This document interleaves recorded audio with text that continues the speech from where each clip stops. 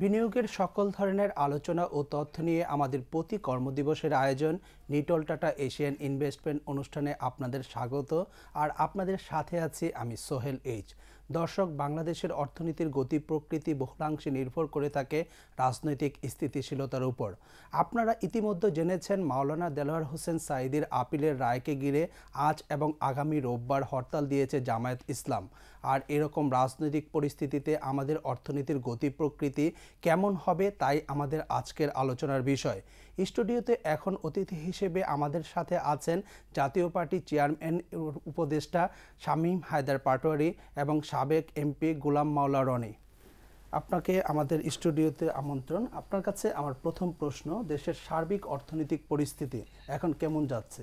না, আসলে 5ই জানুয়ারি ইলেকশনের আগে এবং পরে যে একটা অস্থিরতা আসছিল, দোকানপাটে বিক্রি কমে গিয়েছিল, ইনভেস্টমেন্ট একদম বন্ধ হয়ে গিয়েছিল, সব জায়গায় একটা স্ট্যাটিক অবস্থা ছিল। সেখান থেকে দেশ কিছুটা বেরিয়ে আসছে, মানুষের পারচেজ ক্যাপাসিটি বেড়েছে, পারচেজ টেন্ডেন্সি বেড়ে গেছে, ইকোনমি একটু মোবিলিটি বেড়েছে, অর্থনৈতিক চাকাটা সচল হয়েছে কিছুটা। এটা অবশ্যই একটা development, but at the same time সরকারের দায়িত্ব নেওয়ার পর থেকে দায়িত্ব নেওয়ার পর থেকে এটা সাম্প্রতিক সময় হয়েছে। অ্যাট দ্য সেম টাইম খুব বিগ ইনভেস্টমেন্ট কিন্তু বাংলাদেশে হচ্ছে না, যে জায়ান্ট ইনভেস্টমেন্টগুলো বাংলাদেশকে ডাবল ডিজিট জিডিপিতে নিয়ে যাবে, সেরকম বড় বড় ইনভেস্টমেন্টগুলো কিন্তু হচ্ছে কেন না। হচ্ছে না? এটার পিছনে অনেকগুলো কারণ আছে। একটা হচ্ছে মনস্তাত্ত্বিক কারণ। বেশিরভাগ লোকই ধারণা করছে এই সরকার দীর্ঘদিন থাকবে না, এটা একটা ধারণা করছে। আরেকটি জিনিস ধারণা করছে যে সরকার যদি দীর্ঘদিন থাকতে চায়, তাহলে দীর্ঘদিন থাকার জন্য যে কাজগুলো তাদেরকে করতে হবে, এতে স্বাভাবিকভাবেই দেশে একটা অবস্ট্রাকশন তৈরি হবে, একটা সংঘাতময় রাজনীতির সম্ভাবনা সবাই দেখতে পাচ্ছে।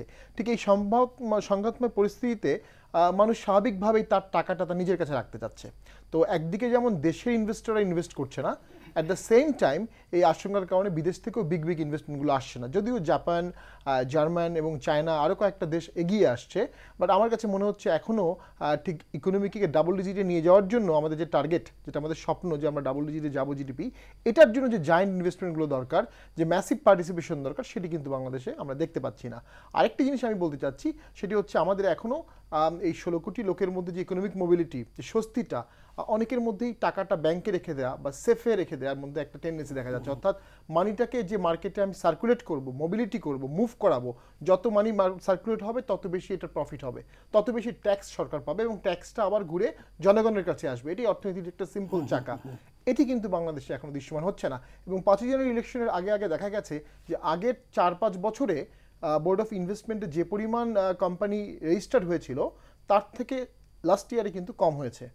এটি একটি দিক। আরেকটি দিক হয়েছে, যে পরিমাণ কোম্পানি লিস্টেড হয়েছে তাদের মধ্যেও কমার্শিয়াল অপারেশনে অনেকগুলো কোম্পানি যায়নি। দুই দিক থেকে কিন্তু এটা ক্ষতিগ্রস্ত হচ্ছে। নতুন কোম্পানি কম আসতেছে আর পুরনো কোম্পানিগুলো অপারেশনে যাচ্ছে না। রনি ভাই, শামীম ভাইয়ের আলোচনায় কি বলবেন আপনি? না, জনাব শামীম যেটা বলেছেন প্রত্যেকটা কথাই যুক্তিযুক্ত। আমি তার সঙ্গে কিছু কমপ্লিমেন্ট করবো, মানে কিছু সংযুক্ত করব। সেটি হলো, আপনি লক্ষ্য করবেন যে আমাদের প্রতি মাসেই বাংলাদেশ ব্যাংক থেকে সুসংবাদ শোনানো হচ্ছে যে রিজার্ভ বেড়ে যাচ্ছে, মানে আমাদের যে ন্যাশনাল রিজার্ভ সেটা ডে বাই ডে স্ফীত হয়ে যাচ্ছে। সম্ভবত এখন $20 বিলিয়ন মতো আছে, যেটি এই এশিয়ান সাবকন্টিনেন্টে, মানে সাউথ ইস্ট এশিয়াতে হাইয়েস্ট, ভারতের চেয়ে তুলনামূলকভাবে বেশি। কিন্তু এটার পিছনে আমাদের জন্য একটা দুঃসংবাদ আছে। দুঃসংবাদ হলো যে আপনার যে রেশিও অনুযায়ী রেমিটেন্স আসার কথা, বৈদেশিক যারা কর্মসংস্থানের যে রেমিটেন্স, সেটা গত 6 মাসে কম এসছে। যে তুলনামূলকভাবে এক্সপোর্ট বাড়ার কথা, আমাদের যে টার্গেট ধরা হয়েছিল, সে এক্সপোর্টের চেয়ে অলমোস্ট 7 to 8% এক্সপোর্ট আমাদের টার্গেট ফুলফিল হয় নাই, কম আসছে। তো এক্সপোর্ট আপনার কম হলো, ফরেন রেমিটেন্স কম আসলো, কিন্তু আপনার ফরেন রিজার্ভ বেড়ে গেল। এর কারণটা কি? এর কারণটা হলো যে ওই যে বিদেশ থেকে যে টাকাগুলো আসছে, সেই টাকাগুলো যেই খাতে যেভাবে ব্যবহার করার কথা ছিল, খরচ করার কথা ছিল, সেই ক্ষেত্রে খরচ না করার কারণে টাকাটা সঞ্চয়ের জায়গায় চলে গেছে। এটা হলো ফরেন রেমিটেন্সের কথা। একইভাবে যদি আপনি ধরেন লোকাল মানি, আমাদের দেশে দুটো মানি আছে। একটা হলো বিদেশি মানি, যেটা আমদানি রপ্তানির জন্য আমাদের বিদেশি টাকাটা লাগে, মার্কিন ডলার, যেটা বাংলাদেশ ব্যাংক তার রিপোতে ডিপো করে রাখে। আরেকটি হলো লোকাল কারেন্সি।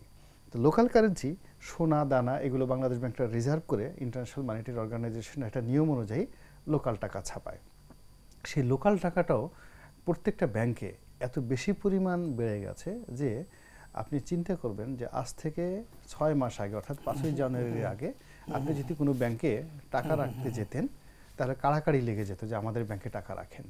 এবং 13%, 13.5% পর্যন্ত ইন্টারেস্ট দেওয়া হতো। কিন্তু গত প্রায় 5-6 মাস যাবত আপনার কি হচ্ছে, কোনো ব্যাংকই আপনাকে 7%, 8%-এর বেশি আপনাকে ইন্টারেস্ট দিচ্ছে না, এবং ব্যাংকরা সংখ্যাপদ করছে। এটা তো বেসিক্যালি ব্যবসায়ীদের জন্য হয়েছে। আমরা উন্নত বিশ্বে যদি যাই তাহলে আমরা দেখব যে আমাদের ঋণটা হলো সিঙ্গেল ডিজিটে, আর বাংলাদেশের প্রেক্ষাপট আমি দেখব ডবল ডিজিট। এবং না, ওটা আমি আস্তে আস্তে ওখানে আসছি। আপনার ফার্স্ট থিং হলো যে আপনি যে টাকাটা কালেকশন করবেন, টাকাটা কালেকশন করছেন 13% করে বা 14% করে, আপনি সেটাকে দিচ্ছেন 16%, 17%, 18% করে। এখন আপনি টাকাটা কালেকশন করতেছেন 8% করে, 7% করে করার পরেও আপনি যে সিঙ্গেল ডিজিট, আপনি কিন্তু ইচ্ছা করলে এখন 9 ডিজিটে দিতে পারেন বা 10 ডিজিটে দিতে পারেন, কিন্তু আপনারা তো টাকা নিচ্ছেন না। ফলে ব্যাংকদের জন্য যে সমস্যা হয়েছে যে এখন যেভাবে আমানত সংগ্রহ করাটা যত ইজি হয়ে যাচ্ছে, একমাত্র সরকারি যে প্রতিষ্ঠানগুলো আছে, যেমন প্রতিরক্ষা সঞ্চয়পত্র বা জাতীয় সঞ্চয়পত্র, এরা 12%, 12.5%, 11.5% করে দিচ্ছে, কিন্তু যে কোনো কমার্শিয়াল ব্যাংক কিন্তু এখন 7%, 8%-এর বেশি ইন্টারেস্ট দিচ্ছে না। এখন এই 7%, 8% নিয়ে আপনি যদি 2% অ্যাডমিনিস্ট্রেটিভ কস্ট ধরে 9% বা 10%-এ আপনি লোন দিতে পারেন, তো ব্যাংকগুলো সেটা ইচ্ছা করলে এই মুহূর্তে পারে। কিন্তু সমস্যাটা হলো উনি যেটা বললেন যে এখন লোনগুলো হচ্ছে কি, কেউ লোনের জন্য যাচ্ছে ছোট একটা মুদির দোকানের জন্য, কিংবা হঠাৎ করে একজন একটা ব্যবসা চালাচ্ছে, তার কিছু রানিং ক্যাপিটাল দরকার, সেই রানিং ক্যাপিটালের জন্য সে আপনার কাছে কিছু লোন চাচ্ছে, কিংবা কেউ হঠাৎ করে তার একটা ভালো জমি আছে, বড় বড় ইনভেস্টমেন্টে যাচ্ছে না, প্রোডাক্টিভ ওরিয়েন্টেড। বড় ইনভেস্টমেন্ট বলতে কি, যেটাতে উনি যেটা বললেন যে সার্কুলেশন করবে মানি, অর্থাৎ আপনি একটা ইন্ডাস্ট্রি করলেন, সেখানে 20,000 লোক কর্মসংস্থান হবে, 20,000 লোকের জন্য আপনি বেতন দিবেন, তার উপর ইনকাম ট্যাক্স হবে, তার উপর ভ্যাট হবে, 20,000 লোক কনজিউম করবে, খাবে, বেশি বেশি খাবে, তার জন্য আপনাকে বেশি বেশি মাল তৈরি করতে হবে, এই 20,000 লোকের জন্য হাউজিং হবে। তো এই যে একটা মাল্টিপারপাস ডাইমেনশনাল যে একটা ইকোনমিক সার্কেল, এটা গত 1-1.5-2 বছর যাবত আসলে হচ্ছে না, এবং এটা আমাদের ব্যবসার জন্য এই মুহূর্তে একটা বিরাট একটা অশনীয় সংকেত। কেননা এই 16 কোটি নয়, 17 কোটি বাংলাদেশির জন্য যে কর্মসংস্থান দরকার, সেই কর্মসংস্থানের যে ক্ষেত্রগুলো ডে বাই ডে কমে যাচ্ছে, অর্থাৎ স্থিতি অবস্থায় কিন্তু নেই। আপনি গত 6 মাসে যদি গার্মেন্টসগুলো দেখেন, অ্যাট লিস্ট শুধুমাত্র বিজিএম এর হিসেবে, বিকেএম এর হিসেবে প্রায় 600 গার্মেন্টস ফ্যাক্টরি বন্ধ হয়ে গেছে, শুধু ওদের হিসাবে, আর হিসাবের বাইরে কিন্তু আরো অনেক বন্ধ আছে।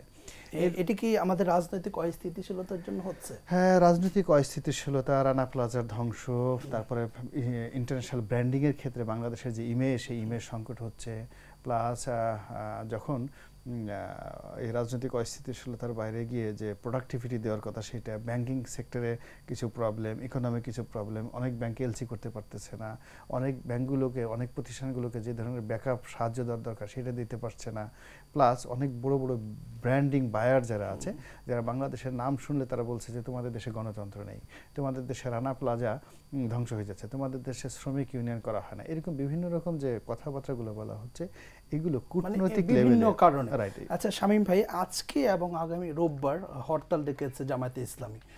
এক পরিসংখ্যানে দেখা গেছে যে একদিনের হরতালে প্রায় 1,500 কোটি টাকার ক্ষতি হয়। এই সম্পর্কে আপনার মতামত?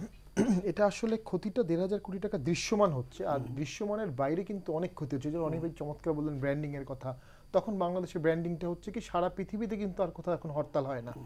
কেরালাতে হাইকোর্ট রায় করে বলে দিচ্ছে হরতাল করা যাবে না, শুধুমাত্র পশ্চিমবঙ্গে হতো, এখন আবার দেখি না। দার্জিলিংয়ে গোর্খাল্যান্ড নিয়ে একটু একটু হয়, আর বাংলাদেশে হয়। তাহলে আজকে সারা পৃথিবীতে যদি বাংলাদেশ সম্পর্কে একটা নিউজ হয়, নিউজটা কি হবে? যে বাংলাদেশে আজকে হরতাল, রবিবার কি হবে? হরতাল। তো এই যে হরতালটা হচ্ছে, এটা না, আপনি আইনের লোক, আপনার কাছে একটু আমার প্রশ্ন থাকবে, আইন করে যদি হরতালটা বন্ধ করা হয় তা যুক্তিযুক্ত হবে কিনা? আইন এটা যুক্তিযুক্ত একদিক দিয়ে হবে, একদিক দিয়ে হবে না। প্রথম কারণ হচ্ছে বাংলাদেশের হরতালটা তো অন্য দেশের হরতালের মতো না। হরতাল মানে কি? সবাই স্বতঃস্ফূর্ত, অর্থাৎ বিএনপি হরতাল ডাকলো বা জামাত ডাকলো, জামাতের লোকজন স্বতঃস্ফূর্ত গাড়ি বের করবে না, স্বতঃস্ফূর্ত কাজ করবে না, সাইন ডাই ক্লোজ করে দেবে। এটা হচ্ছে হরতালের মূল থিম বা কনস্টিটিউশনাল থিম। কিন্তু বাস্তবে কি হচ্ছে, আপনি গাড়ি বের করছেন, আপনি ওই হরতালের সমর্থক না, আপনার গাড়িটা ভেঙে দেওয়া হচ্ছে। সেদিক থেকে হরতাল করা একটা মানবাধিকার, আবার হরতালের নামে ভাঙচুর করাটাও কিন্তু মানবাধিকার একটা ভায়োলেশন হচ্ছে। তো এটার মধ্যে সমন্বয়টা করা খুব কঠিন। আইন করে বন্ধ করার মতো পরিস্থিতি বাংলাদেশে এখনো হয়নি। এই কারণে বলবো যে হরতাল ছাড়া প্রতিবাদের যে অন্যান্য উপায়গুলো আছে, সেগুলোও তো বাংলাদেশে গণতান্ত্রিক উপায় অনেক সময় করতে দেওয়া হয় না। তাহলে জনগণ আসলে কি করবে? কেউ যদি প্রতিবাদ করতে চায়, তো যেমন লন্ডনে হাইড পার্কে গিয়ে, কিন্তু এক পরিসংখ্যানে দেখা গেছে পঁচাত্তর সাল থেকে আজ পর্যন্ত 95% হরতালই হয়েছে সহিংসতা বা রাজনৈতিক কারণে, আর অর্থনৈতিক কারণে হরতাল হয়েছে মাত্র 5%। হ্যাঁ, এটা তো অবশ্যই রাজনৈতিক দলগুলো হাতিয়ার হিসেবে ইউজ করছে। তো আমার মনে হচ্ছে ইটস টু আর্লি, এখন আইন করে বন্ধ করে দেওয়ার মতো পরিস্থিতি হয়নি। এর আগে প্রতিবাদের অন্যান্য মাধ্যমগুলোকে স্বাধীন করে দেওয়া দরকার। সম্প্রচার মাধ্যম, সমাবেশ করার অধিকার, গণতান্ত্রিকভাবে কথা বলার অধিকার, পত্রিকাগুলো অ্যাবসলিউট স্বাধীনতা, যখন এই জিনিসগুলো অ্যাবসলিউট হয়ে যাবে উন্নত বিশ্বের মতো, তখন আমার মনে হয় হরতাল অটোমেটিক্যালি বন্ধ হয়ে যাবে। তবে মানুষ কিন্তু হরতাল চাচ্ছে না, এটা কিন্তু একটি ভালো দিক যে মানুষ কিন্তু হরতালে অংশগ্রহণ করতে চায় না। মানুষ কিন্তু আমি একবার বলতে শুনেছি যে যদি ওরা প্রতিবাদ করতে চায় ওরা অনশন ধর্মঘট করুক, অর্থাৎ আমরা নেতা যারা। আমরা হরতাল এবং অর্থনীতি নিয়ে আলোচনা করব, এই জায়গাতেই ফিরবো একটা বিজ্ঞাপন বিরতির পর। দর্শক, নিয়ে নিচ্ছে একটা বিজ্ঞাপন বিরতি, আশা থাকবে আমাদের সাথেই থাকবেন।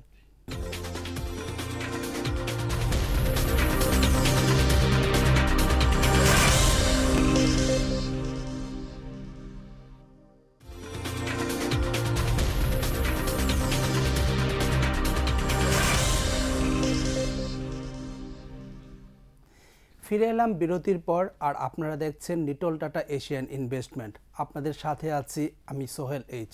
বিরতির পূর্বে আমরা আলোচনা করছিলাম হরতাল এবং অর্থনীতি নিয়ে, যদি কন্টিনিউ করেন। হ্যাঁ, ওই যেটা আমরা বলছিলাম যে হরতালটা বন্ধ করা উচিত কিনা। আসলে হরতালই তো শুধু একমাত্র জনভোগান্তির কারণ হয় না, কিন্তু আমরা কিন্তু প্রায়ই দেখি যখনই বড় দল দুটি কোনো প্রোগ্রাম ঢাকা শহরে বা অন্য কোনো জায়গায় করে, পুরো সিটি কিন্তু কলাপস করে।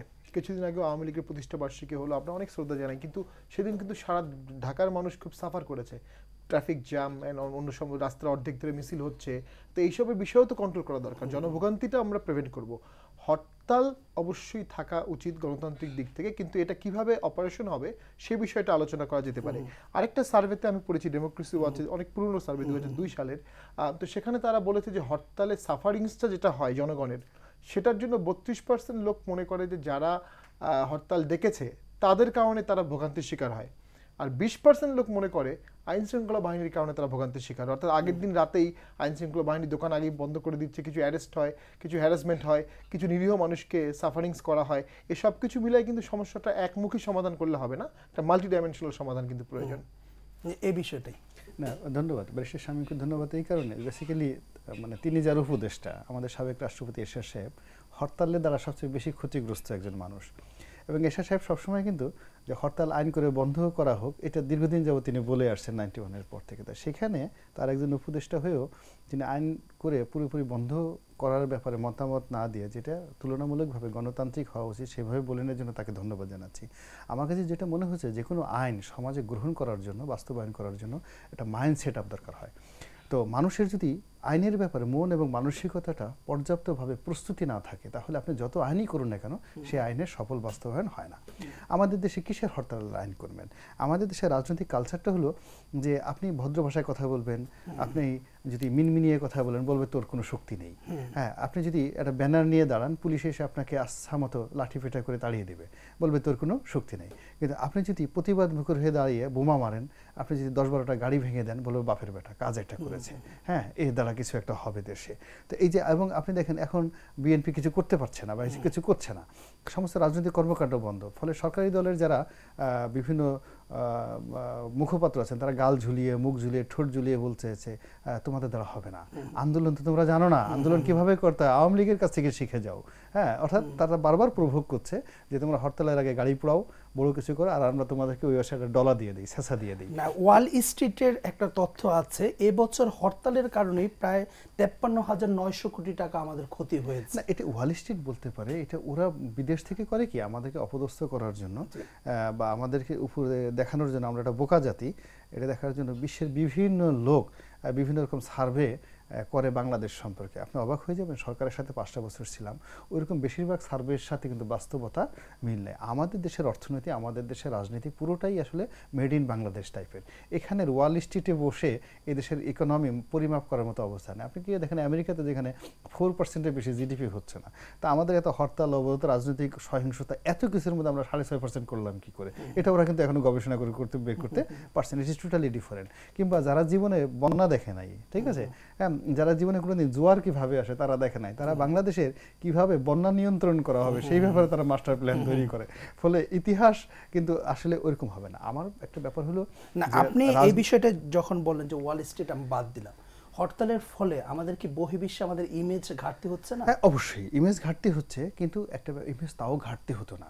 আজ আমাদের দেশের হরতাল যতটা না খারাপ, তার চেয়ে তো অনেক অনেক খারাপ জিনিস ইউরোপ আমেরিকাতে আছে, তারা করতেছে। কিন্তু যেহেতু তাদের টাকা আছে, ইকোনমিক আছে, ফলে তাদের বড় লোকের একটা ব্যাপার আছে না, তারা খারাপ কাজ করলেও ছোট লোকের দেখার কোনো একটা অবস্থা নেই। আর আমরা যেহেতু অনেক ব্যাপারে দরিদ্র হয়ে আছি, তো এই জন্য তারা বিভিন্ন বিষয় নিয়ে সমালোচনা করার সাহস পাচ্ছে। কিন্তু আসলে আমাদের ওইদিকে না তাকিয়ে আমরা নিজেদের মধ্যে তাকানো উচিত যে আমাদের সমাজের জন্য মন্দ কোনটা, আমাদের বাইরের কোনো দরকার, আমরা কোনটাতে সাফার ফিল করি। আপনি দেখেন হরতাল যেভাবে আসলে ক্ষতি করছে, যানজট কিন্তু তার চেয়ে কোনো অংশে খারাপ করছে না। আবার যখন কোনো একটা দল বা কোনো একটা ধর্মগোষ্ঠী দেখা যাচ্ছে বিরাট রোড ঠোড ব্লক করে বিরাট কিছু একটা করছে, তার দ্বারা কিন্তু জনগণ কম ক্ষতিগ্রস্ত হচ্ছে না। কিংবা ধরুন একটা ক্ষমতাশালী লোক তার টেবিলে বসে 10টা ইন্ডাস্ট্রিয়ালিস্টকে যে হুমকি দিচ্ছে, ধামকি দিচ্ছে, বা ভালো ভাষায় কথা বলছে না, ও যে মোরাল ক্যারেজটা তার নষ্ট হয়ে যাচ্ছে, সেটা নতুন শিল্প প্রতিষ্ঠান করতে পারছে না, এটাও কিন্তু হরতালের চেয়ে কোনো অংশে কম বিধ্বংসী না। আমি যে প্রসঙ্গে বলতেছি যে হরতাল নিয়ে আসতেছি, যে রাজনীতির ময়দানে সেটেলড হওয়া উচিত। আপনার কোর্ট বলেন, কাছারি বলেন, আইন আদালত বলেন, একটা সার্টেন লিমিট পর্যন্ত কাজ করে, এর পর্যন্ত কাজ করে না। আপনি দেখেন আমাদের দেশে কিন্তু সুপ্রিম কোর্টের রায় আছে। কি রায় আছে? যে আপনার ফুটপাত দিয়ে হুন্ডা চালানো যাবে না। তো ফুটপাত দিয়ে হুন্ডা চালানো যাবে না, এই জন্য কি আমাদের কোর্টের রায়ের দরকার আছে নি? এই জন্য তো একটা সিভিক সেন্স আছে। ফলে আপনি গিয়ে দেখেন তো রাস্তাঘাটে ওই আইন করার পরে আরো ওই ফুটপাত দিয়ে হুন্ডা চালানো বেড়ে গেছে। মানুষ ইচ্ছে করে চালাচ্ছে। তো কিছু কিছু জায়গাতে আসলে আইন দিয়ে আদালতে হয় না,